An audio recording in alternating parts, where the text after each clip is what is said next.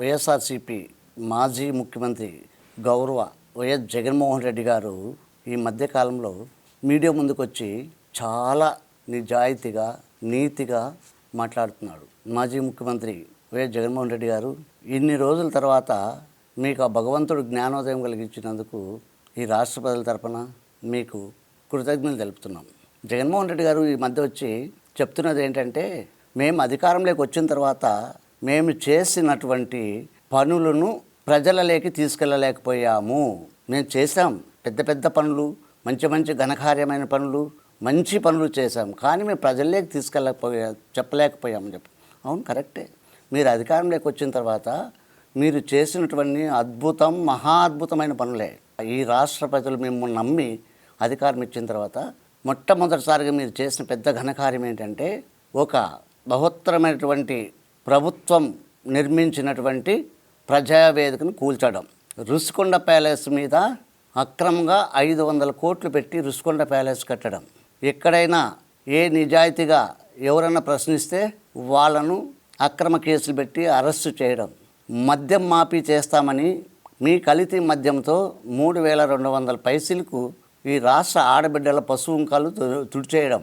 ఆ శ్రీమన్నారాయణ శ్రీ వెంకటేశ్వర స్వామి ప్రసాదమైన మహాప్రసాదమైన లడ్డులో కల్తీ నేను వాడి 1000 కోట్లు దాచుకోవడం. అంతెందుకు, దర్శనానికి వచ్చినటువంటి విఐపీలు శాలువలతో సత్కరించేటువంటి దాని కార్యక్రమంలో దాదాపు 42 కోట్ల రూపాయలు పర్సెంటేజుల ప్రకారంగా దాన్ని దోచుకోవడం. కరోనా టైంలో ఒక మాస్కును అడిగిన డాక్టర్ సుధాకర్ గారిని నిర్దాక్షిణ్యంగా రోడ్లపై పెంచి పిచ్చోని చేసి చంపడం.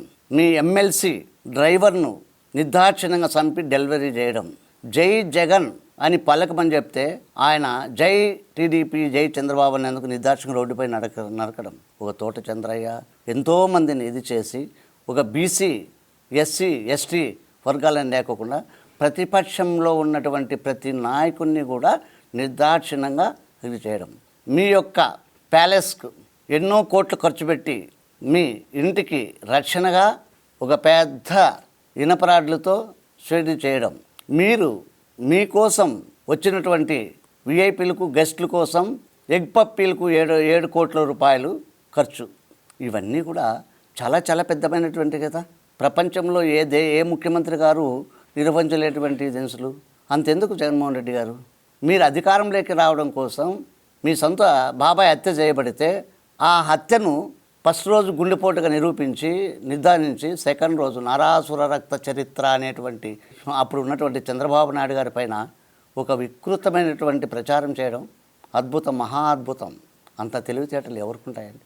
ఏ పాపము చేయకోకున్నటువంటి, ఏ నేరము చేయకోకున్నటువంటి 14 సంవత్సరం ముఖ్యమంత్రి, 2 పర్యాయాలుగా ప్రతిపక్ష నాయకుడు నారా చంద్రబాబు నాయుడు గారిని అర్ధరాత్రి నంద్యాలలో 100 మంది 1000 మంది పోలీసులు అడ్డుపెట్టుకొని మీరు తీసుకెళ్ళి రాజమండ్రి సెంట్రల్ జైల్లో 54 రోజులు నిర్దాక్షిణ్యంగా బంధించి ఆయన ఏ విధంగా ఉన్నాడు, ఏం చేస్తున్నాడు అని 3 పూటల మీరెక్కడో విదేశాల్లో ఉండి సీసీ కెమెరాల్లో ఆయన పడుతున్న కష్టాలు, బాధలు చూసి పైచాచకం ఆనందం పొందారు చూడండి. అది చాలా అద్భుతం, అద్భుతం. ఇంకా పోతే గౌరవ మాజీ ముఖ్యమంత్రి వైఎస్ జగన్మోహన్ రెడ్డి గారు ఇప్పుడు నిన్న మొన్న మళ్ళీ మాట్లాడుతున్నారు. కొద్ది రోజులు ఎక్కడున్నారో మహానుభావులు కొడాల నాని, అనిల్ కుమార్ యాదవ్, గౌరవమైనటువంటి దేవాలయం లాంటి అసెంబ్లీలో జగన్మోహన్ రెడ్డి గారు మీ యొక్క అనుమతి లేదే మీ నాయకులు మాట్లాడారా? పార్టీ కార్యాలయంలోకి వచ్చి కోడి కూస్తే దగ్గరగా ఉన్నటువంటి డీజీపీ ఆఫీస్ పక్కన ఉన్నటువంటి దాన్ని తెలుగుదేశం పార్టీ కేంద్రాలయం పడగలొట్టడం మీకు తెలియకుండా చేశారా? చంద్రబాబు నాయుడు గారి సతీమణి మహాతల్లి భువనేశ్వరి మేడం గారిని ఇష్టానుసారంగా మీరు అసెంబ్లీలో అవమానించడం, వికసించి మాట్లాడడం మీకు తెలియకుండా చేశారా మాజీ ముఖ్యమంత్రి గారు? ఇవన్నీ కూడా మీరు చెప్పుకోలేనట్టువే, మీరు ప్రజల్లోకి తీసుకెళ్ళలేనటువంటివే.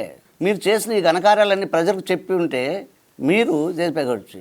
మీ పేరు పైన ఉన్నటువంటి మీ యొక్క పోటును ఎన్నో సంవత్సరాల నుంచి వారసత్వంగా ఉన్నటువంటి భూములపై, నెంబర్రాలపై మీ పోటీలు వేయడం, పాస్బుక్కులపై మీ పోటీలు ముద్రించడం, వీటన్నిటికీ 1000 కోట్లు ఖర్చు వెచ్చించలేదా మీరు?